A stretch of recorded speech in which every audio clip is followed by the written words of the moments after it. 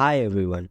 In this tutorial I am going to tell you how you can hide your Instagram followers and following list in your phone. It's a very simple process, so you just need to follow my steps carefully so that you can hide your Instagram followers and following list. First, open the Instagram application in your phone. After clicking into it, then at the bottom right hand corner you will see a profile icon. Click on it.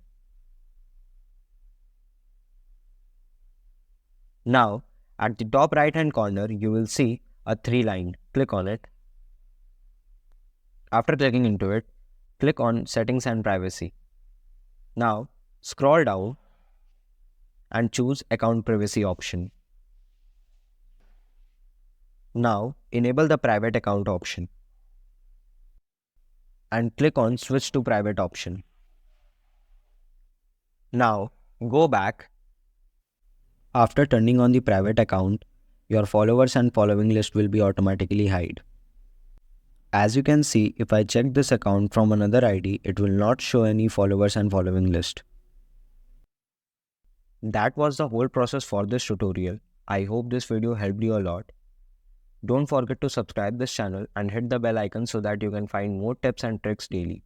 Thank you for watching this video and have a good day.